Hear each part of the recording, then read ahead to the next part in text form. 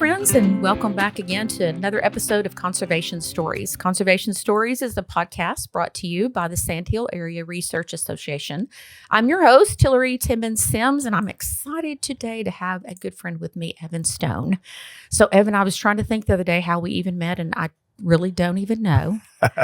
But I am sure grateful that we did. Evan is a realtor here in Lubbock and has been very graciously helping my parents above and beyond just the normal. Like, it's kind of a holistically what you're doing for my parents. And it's really exciting. So I appreciate you being here. Yeah. Well, thanks for having me. I think I can fill in a couple of gaps on how we met. Was it a Gorillas? It was a Gorillas. I think it goes back before that. I think you and my wife, Celie, got to know each other through her endeavors at Tech.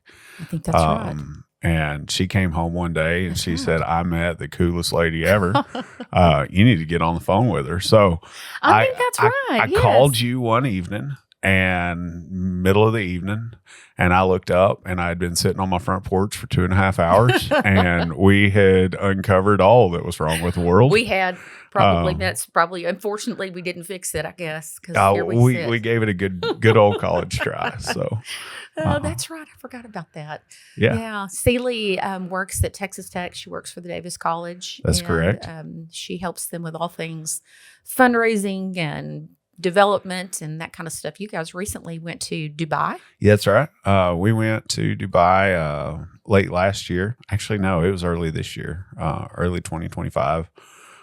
She had an opportunity to kind of check out some new agriculture technologies that are going on out there, and it made a lot of sense for me. I'm kind of a geek when it comes to irrigation and farms, so I thought, man, I'm gonna take on this opportunity too. Yes. And so we spent about a week out there. We got to see some of the most interesting farms out that I could ever dream of. Yeah.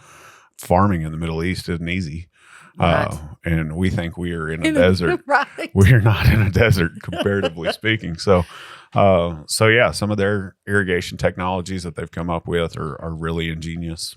We're actually Texas Tech and Celie's endeavors are in conversation with those guys right now, thinking about bringing some of that stuff over to figure out if it would work in the high plains in the Cotton Belt. I'm also kind of talking with them in the event that we can make some of this stuff where we can retrofit to our practices here. We may be seeing some commercialization opportunities out of it. So we'll be doing that too. That's great. That's great. Well, I need to get Celie on the podcast and talk about what she's doing over there at the college and all the stuff that. There's a lot of things happening over there. There are. She'll be happy to. First of all, a lot going on, and there's more being added to the plate every day. All the time. I think outside looking in, a little background. Celie, we owned and operated a farm for a lot of years.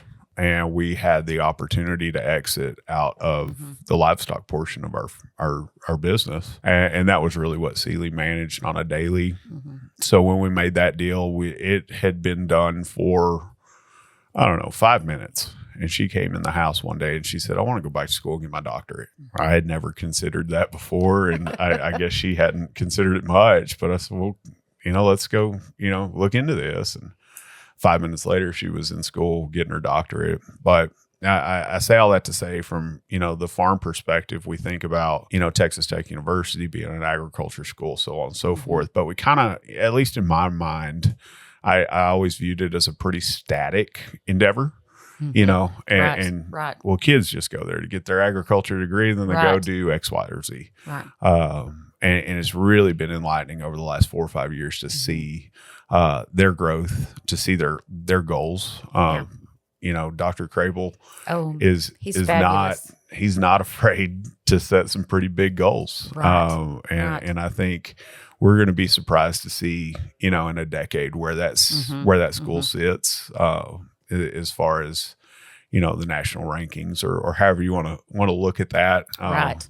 But I believe all the agriculture teams are striding forward. I think I'm not the authority here, but I do hear they've started an NIL fund for all the judging kids. So now all of a sudden, you know, we've got the means to bring in national spotlight type of kids, and I think it's already starting to show, Right. you know, in their accolades. So Yeah, it has been really. I mean, I remember the first time I met Dr. Crable and was like, something good's about to happen here. Absolutely, yeah.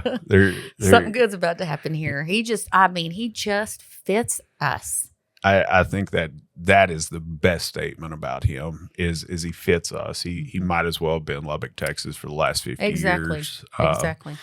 He understands all the players. And he, you know, so often I see other schools and other endeavors getting really pigeonholed into we're livestock or we're row crop farming or we're regenerative or this or that or the other. And he really seems to understand the entire scope of agriculture in today's world and where it needs to go and what things need to happen in order to get it there. I really appreciate, you know, that he recognizes the problem and opportunities we have with water. Sure. That, I mean, you know, I see him really giving some really great leadership at Tech, the room to really bring in some good people, you know, and I've been super impressed with what's going on there. But we didn't actually come here to talk about Texas I know. Tech. I was sitting here going like, man, all those things are great. But so let's go back to how Evan got on this winding road to real estate, because you mentioned farming. So where'd you grow up? Give us a little bit of your background. Yeah. So I claim Seminole, Texas to be home. Okay. My grandparents were there my whole entire life. I lived the early years of my life in Lubbock. At 7, I moved to Roswell, New Mexico, and was out there with my parents until the start of high school. Okay. And my parents moved to Seminole. It was one of those deals. My children now are the same way with with their grandparents, my parents. But you know, come weekend, school holiday, summer, you know, summertime, they're headed to grandma and grandpa's house, right? And so I spent the majority of all of my summers growing up in Seminole. Was introduced to agriculture there through my granddad. I did come up here to Tech for a minute before I left, before they asked me to leave. But that does happen. Yeah, I made my way back down to Seminole, and that was my first professional job down there was in sales at the John Deere house. Spent a few years there, and at the time that organization was growing really rapidly. So they kind of took the young single salesman and tossed him around all the different locations as they were growing, just to kind of have a home body, you know, there. And so I spent 5 or 6 years just kind of traveling around selling out of each location.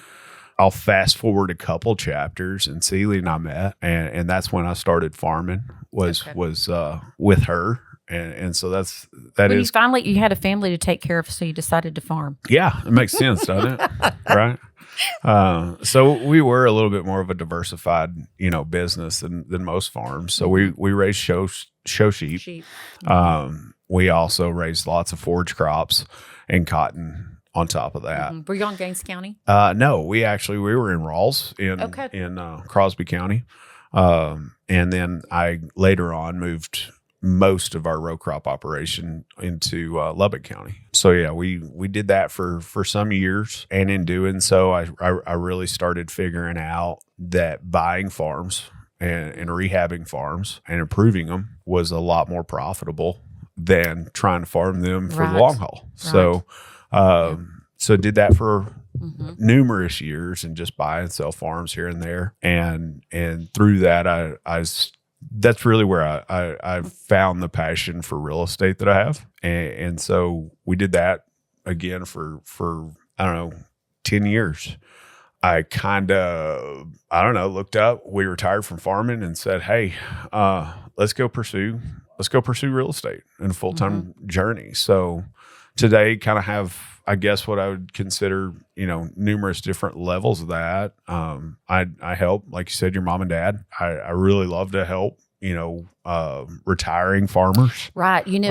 That's what I've seen. You're really gifted at the people that are walking through that transition. Yeah. So that to me is the most rewarding thing. I mean, yes, I do work with more your hard-nosed investors that are just looking to, turn profit and run businesses. But what's fun for me is to sit down with somebody who's retiring. Maybe they're, needing to also, move homes, like your parents.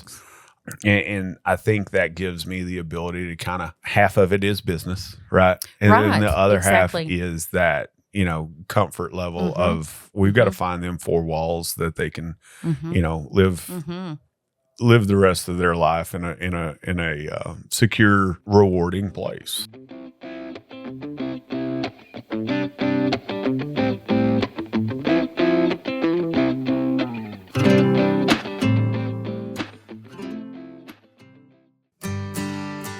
Today's episode is brought to you by Evan Stone with Clear Rock Farm and Ranch, part of the Clear Rock Realty Group in Lubbock, Texas.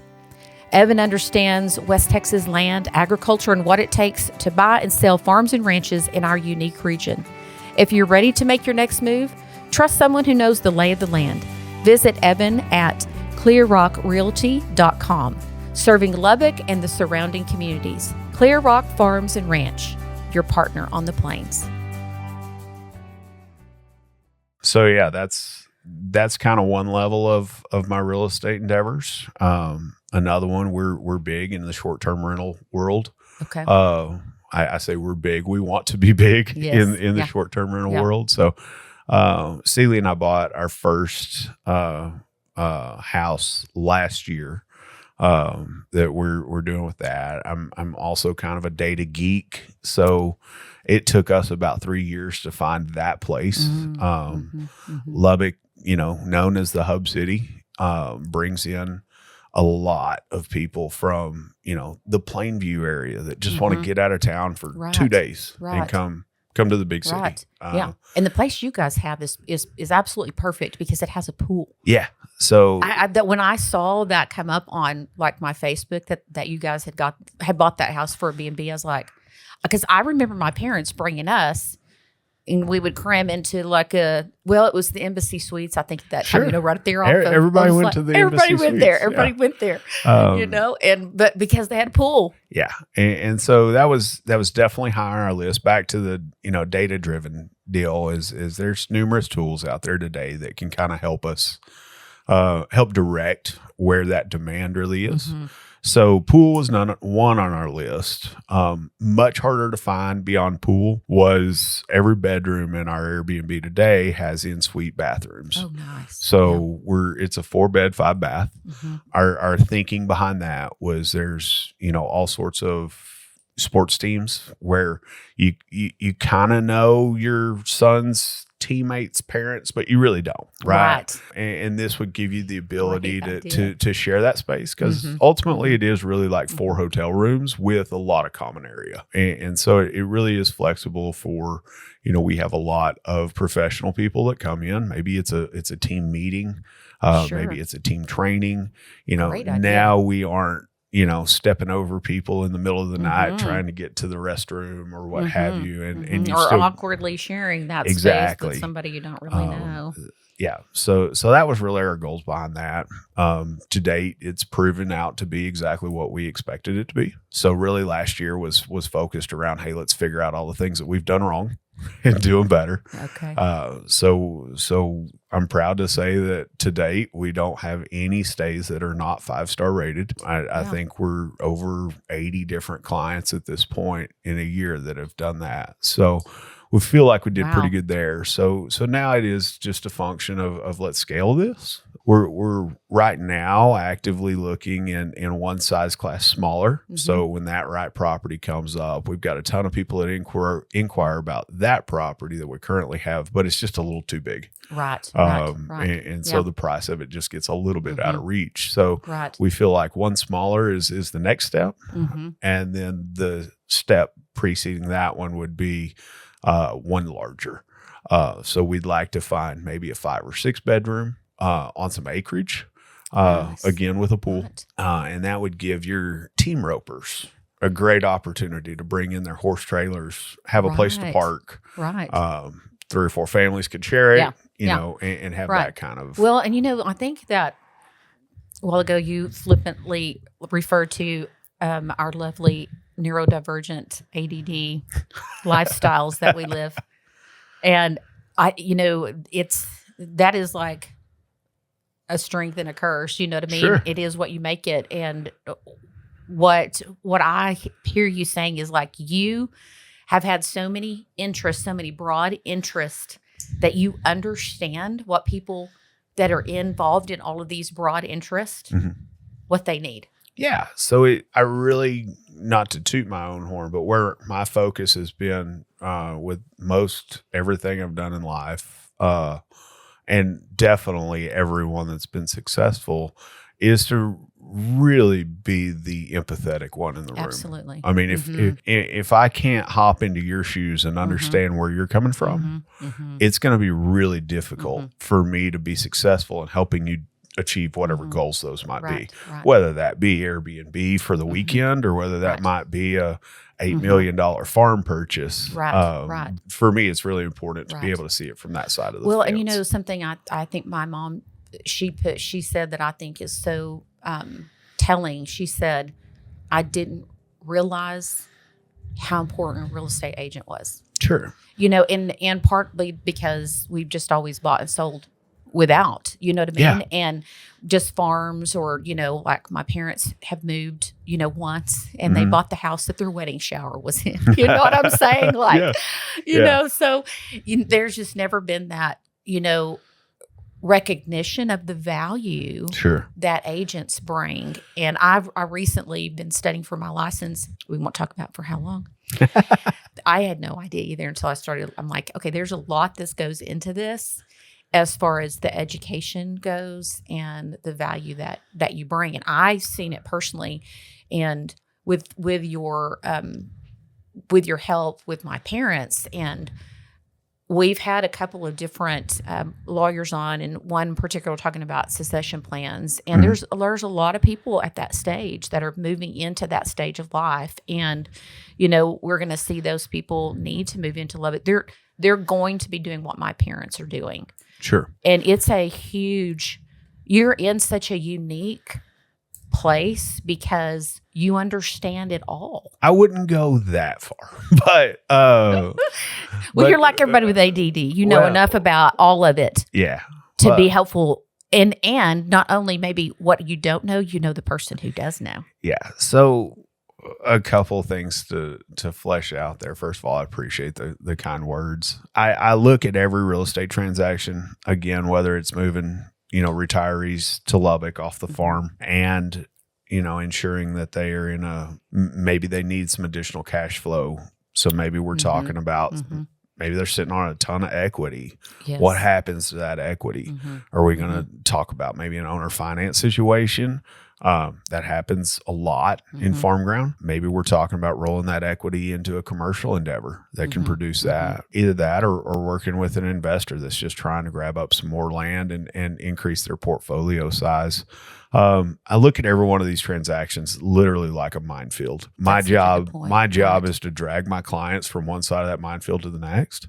Yeah. What mines are going to blow up between here and there and yonder, I had better find them before they do and keep ahead of that curve. Well, and I think, maybe people that are listening that have been in just, they've had a 9-to-5 job, or, they are the ones that are serving us in businesses here in town, might not understand the complexity that goes into these situations that my parents are in. Sure. So your parents are a really interesting case study.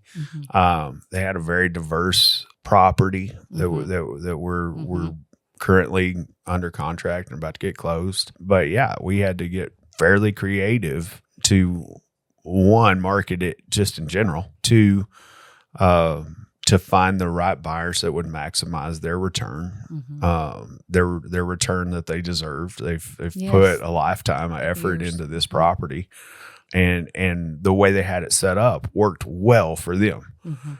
Is there that many people else out there that it works well for? Probably not. Yeah. So we had to get a little bit creative. We did chop the property up into different pieces. We were able to market one and sell one and use that cash to take care of all sorts of mortgage issues and things like that. Well, things that farmers have. Right. And then leave the second property that sits free and clear. And we were able to negotiate a wonderful owner finance situation for them.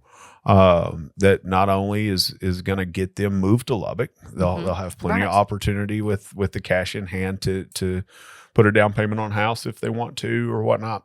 But the largest thing is that annualized cash flow that now all of a sudden they can hang out and they've got plenty of running around money. That note should supersede their lifetime, and so they can really sit back and enjoy the relaxed lifestyle that they deserve at this point in their life. And I think the thing that I'm certain that my mom just thought it couldn't be done, and I can remember her be like, no one's going to buy this land. No one's going to want to buy. I'm like, I promise you, people want to buy land. Sure. You know what I mean? And people understand the long-term investment that's in land. And that's a good, something for us to talk about that is, when you have those people that are looking at the long-term value of buying farmland. Yeah. It really does. It's really worth it. Yeah, absolutely. The first rule of thumb I operate under in this regard, there's always more buyers than there are sellers. Land values wouldn't be what they are today without more people wanting it than wanting to get rid of it. So I think that does drive value. Secondly, I think we got to look at where we sit, geographically within the United States. Every acre will be used for some purpose every single year. So, if we swapped hats real quick and talked about commercial and we wanted to build a gas station, let's just use that for instance.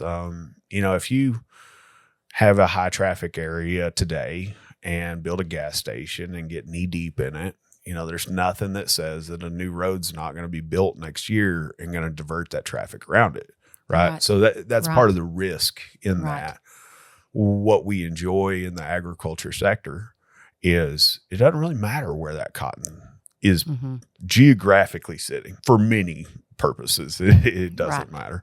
Same thing with all the rest of your crops. Same thing with grassland for cattle or grazing in general. So we know that we've got a use for it 365 days a year.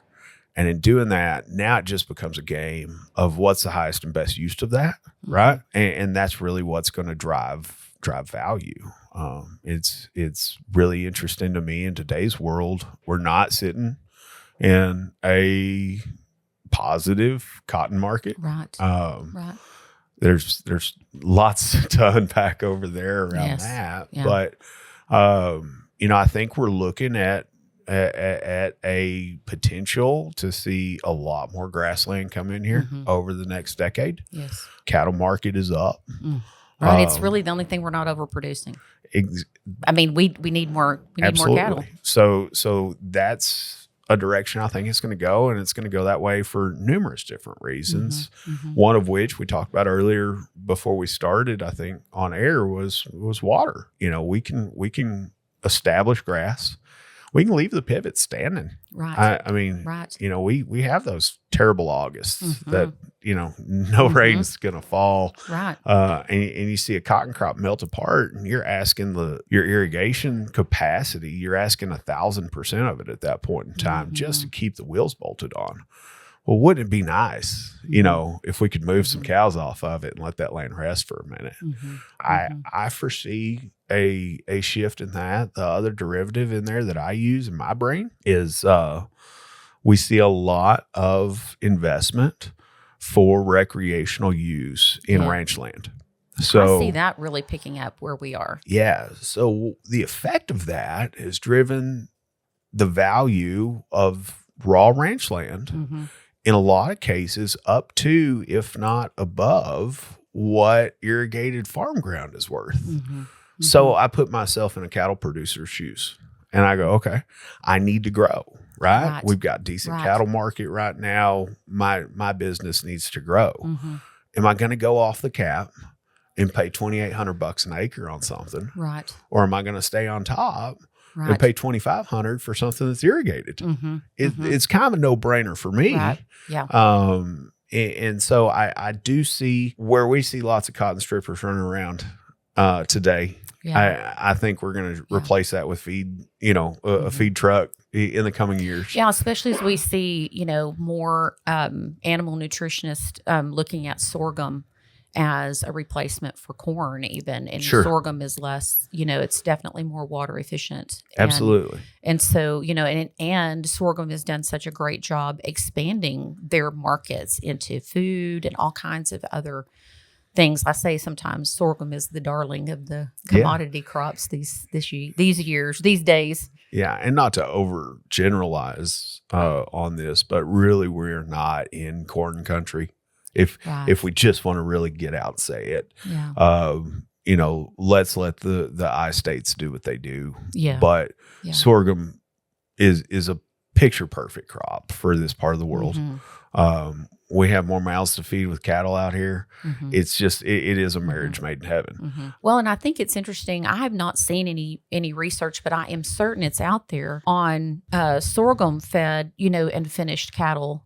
Because I know people don't like corn. It's corn that they don't. That's like they want grass fed, but I think what they really are saying is they don't want that corn fed, And so I know that Lacey's cattle go to a finishing lot in Oklahoma, and he uses all kinds of different grains and forage crops around there to finish those, and then it goes to Whole Foods because it's grass finished. Sure. And I didn't realize until we were looking at in depth that what he's feeding them is really it's a corn issue. Yeah. Not to diminish the importance of corn. People grow corn, and there's good reason for it. But I do believe feed technologies are coming around. To back it up a little bit, I think all agriculture is a test of Well, agriculture science, I feel, this is me. I don't have a piece of paper hanging with PhD on it saying it, but for me, we are consistently doing 90% of the things wrong.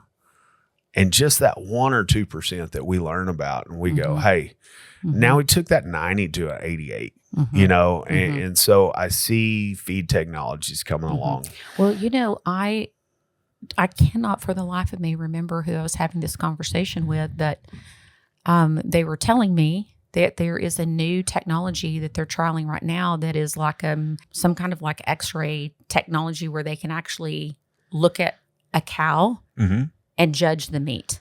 Oh my! I believe it. I mean, the kind of things. I'm like, and so they can be like, okay, this cow is completely finished. This is optimized. Yeah. It's time to, it's time for him to go process. Yeah. So I sit back to round this all the way back to land investment, right? Yes. If we know what that end result is going to be and we can reduce that amount of things doing wrong, whatever that number may be right now today, we can tighten up our predictions on where we're going to be, in 9 months if we're a cattle producer. Right. In 12 months if we're, Imagine. the row crop guy. Right.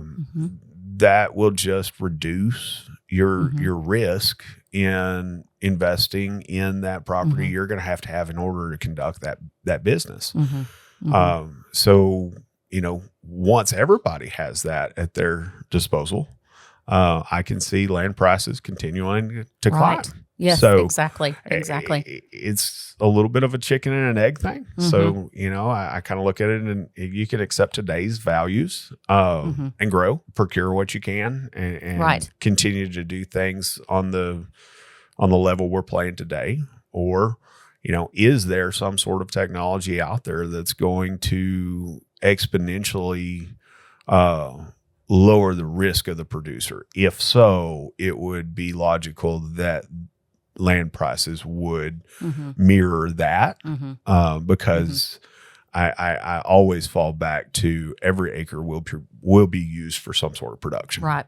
Well, and I know I'm not sure if you know this or not, but we have a partnership with NASA Acres. They are the agricultural wing of our space organization agency, our space agency. Yeah. So NASA Ag, and they are, they're like realizing that that their data has not been accessible really to agriculture Sure. and to farmers. And so we're helping them look at ways that they can make that more user-friendly. Sure. And farmers can pull up, we've been discussing an app that would just be free. Yeah. Farmers can just pull that app up and they'll have, at their fingertips, like, hey, here's how to access this data and here's what you can learn from it. And here it is on this app. Now go because the satellites they're launching this year will be able to read root moisture.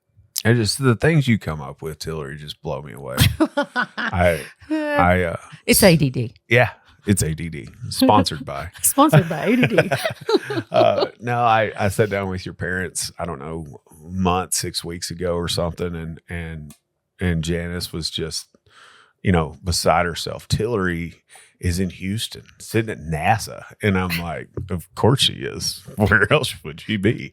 So thank you and kudos, for getting that all it's up an and running off the ground. And a lot of it goes to, Lacey and I have done a lot of traveling and she's invested a lot in getting us places. And, it was relationships. It's Sure. the relationship that we had at a conference, and they said, hey, get up and talk about carbon, be honest. Yeah. And, after that, the leader of this, director of this work came up and said, I've been looking for you, and literally they're like, get up and tell the honest truth, Sure. about where we are on carbon markets, Well, and I think you did hit on something earlier. I'd like to discuss a little bit as you talked about the data availability to the producer. And I think you guys are right on the right track. I think we've got two issues that are going on here when we start talking about data and farming. Mm-hmm. Issue one is accessibility. That's always been something we've got to some hurdles we've got to climb, mm-hmm. right? To get to that data. The second hurdle that I don't feel like the industry is serving the producer as best as they could today is making sense of the data. When I was farming, I felt like I was asking everything I could out of my irrigation systems. And that was right about the era of the moisture probe, right? Mm-hmm. Mm-hmm. And I had every moisture probe salesman in the world calling all day, every day. And honestly, my sentiment was like, why do I need to know how much water I don't have? Now, we have learned a little bit more since then. Right. And we have learned Yes. that there are some good uses for it. Yes. But I say all that to say Mm-hmm. that a producer that has numerous hands running around Mm-hmm. and has equipment running all directions, he's worried about, sitting down with the banker and making sure we can keep the wheels on. The last person in the world that needs to sit down with some CSV file in the middle of the night Yes. to try and figure out what all this stuff is the producer. Yes, that's So, right. Yeah. We've got to solve a problem as an industry where we can serve up this data into actionable data.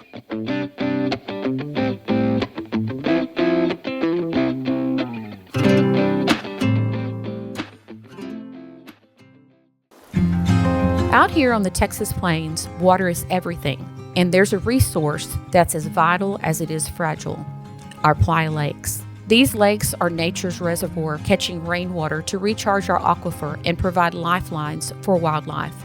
But now they need our help. In collaboration with the Texas Playa Lakes Conservation Initiative and the Cargill Global Water Challenge, Sarah has started the Our Legacy is Tomorrow's Water initiative to inspire and work with landowners to restore and protect our playa lakes. Each playa we save helps secure a sustainable water future for the generations that will be coming after us. Whether it's improving soil health, restoring habitats, or recharging groundwater, we are committed to making a difference. Together, we can build a legacy that we can all be proud of. To learn how you can join in, visit the Playa Lakes Restoration Initiative page on the Sarah website. Let's keep Texas water flowing strong for the future. Visit sarah-conservation.com. Lacey and I recently were at a sustainable farming conference. And the funny thing about going to these things is generally we're the only ag people there. Yeah. And so it puts us in a really great place for our region, because we're there representing, and because we were there at the opportunity with NASA. Yeah. You know what I mean? And so that is bringing these opportunities to our area. One of the recent places that we were, Lacey made the comment, I feel like there is a new commodity, and it's the farmer. And I feel like all of you here are farming the farmer. I don't. So from my background, I disagree a little bit with Lacey. Yeah. In her labeling it as new. Oh, that's exactly right. Okay. Yes, it's true. Yes. Yes. And I wasn't there when she said it, but everyone was repeating it to me. Sure. Do you know the redhead who said blah, blah, blah? And I was like, I know the redhead, but I wasn't there when she said it, but it sounds like something she would say. Sure. Yes. I'm a commodity. Yeah. Not to get too conspiratorial on you, but it's odd to me that in my career, I can take my budgets, and when I add all the layers back onto it with, land prices, with equipment prices, with labor prices, with fertilizer and inputs and all the things, I still wind up year after year at about the same profit margin. Exactly. I had this conversation with my dad yesterday. It doesn't matter how much you make. It doesn't matter what your yields are. Yeah. If your bottom line doesn't change. So markets move, prices move, everything else, but there's still that little bitty sliver that's just enough to keep the producer as a whole. I'm sorry to say it like this, but nobody cares about the one producer named Bob. Right. Because again, back to the theory, the concept, and I feel like the law that says that every acre is going to be farmed. The industry understands that somebody else is going to backfill that gap when that bankruptcy happens. Right. No, it's true. Yeah. And so I do feel like, yes, the producer is always been, and I don't know what the fix is. I don't either. But they have always been a commodity. Well, maybe we need a T-shirt that says "A farmer's not a commodity." Yeah, but that would be, I'd wear it. There we go. Give me a bumper sticker. Okay. Too. I see some pretty that's a great cool idea. place that could come up with some art for that. Yeah. So I think so. I think I know some folks. Yeah. That can do that. But maybe our Jackalope friends, Jackalope creative friends. I like it. They're the best. So I'm sure grateful that you're here, and we've talked some about real estate, and for people that don't know, you have done quite a bit of work through the years in data. So you do have that experience and expertise to talk about that. And I'm glad that has come up some, because it's a continual thing that's evolving. And if there's a way for us to figure out how to make it where farmers are able to access data that they've already paid for with their tax dollars. And be able to do something with it. Yes. Something actionable. Yes. And that's the nice thing. This NASA Acres project is really trying to develop relationships between farmers and researchers to get that research actually impactful, make an impact. So farmer can say, this is the research I want. We connect them with that researcher. And then anything that NASA provides as far as their data goes and their research goes is free, and so you're working to figure out how to get that researcher on ground some monies to get his research done. But, there's probably 20 or so of these projects going on. They're all talking to each other, and it's a co-created project. That's how it should be. Right. Like I'm just sitting back reflecting on all the, we just talked about farmer being a commodity. That's how it really should be. And I'm just sitting here, again, ADD. I had 900 things going through my head while you were talking there. But a lot of these farm families are not having the next generation come back to the farm. I know a tremendous amount of producers that are actually encouraging their kids. Hey, go be a dentist. Go do whatever you're going to do, but don't do it on the farm. We've got to insulate our farm profitability to where we do have qualified individuals that can farm in the coming years. Right. Without that, and this is going to go a little political here, but without that, we're going to have the mega farm that the consumer is afraid of. They're not a fan of. Right. Yeah. They don't like to think about that happening. Right. Mm-hmm. But so many acres are going to be farmed. We've talked about this 5 times. Right. Yeah. Is it going to be farmed by 3 guys or is it going to be farmed by 300,000? Right. And so without your non-commercial farmer, without them being able to be profitable, then we're making the decision. Yeah. Yeah. And an interesting thing maybe to pursue is like, how can we recognize, like, where you have a whole society that's created around shoving us all towards everything that's efficient. Yeah. And efficiency is great, but it comes with consequences, and we have to recognize what the consequences are. And for a lot of it, for all of our efficiency, we have very little time. Sure. How many of us have time to think about where our food is coming from and not going through the local drive-through? I think it starts with this. I think it starts with honest conversations. I think we as an agriculture industry have got to be a little bit louder and risk challenge or challenging the narrative. Right. Well, you know what I have seen is we have a lot of people that are in that ag advocate space, and they, so often you wind up just preaching to the choir. That's 100% correct. Like, there's very few people that are crossing over to the consumer side because we are passionate about the things we're passionate about, and maybe don't understand what other people are passionate about. And we are a very political group of people. Yeah. And so it kind of always and if you want people to engage, you gotta scare them, you gotta make them mad, or you gotta make them sad. I agree with that. And so if there's a way to kind of rise above that type of narrative and that type of engagement, that's what we're trying to do, is say, hey, here's information, mostly on a no emotional level. Sometimes it does get emotional in here. But generally, here's this information. Sure. Do with it what you will. Make decisions that you will. But now now you're informed. Right. And I think, I would love to see if I could just wiggle my nose and change it. I think it really does start at the elementary school level. Adults in today's world do not understand where their food comes from or how it's been treated. That's not a new statement. But when you have uneducated people being fed slanted information, they're pretty gullible. Okay. Right. I've got my views on traditional farming, on pesticide usage, on synthetic fertilizer usage, on all the things that the rest of the world says are terrible.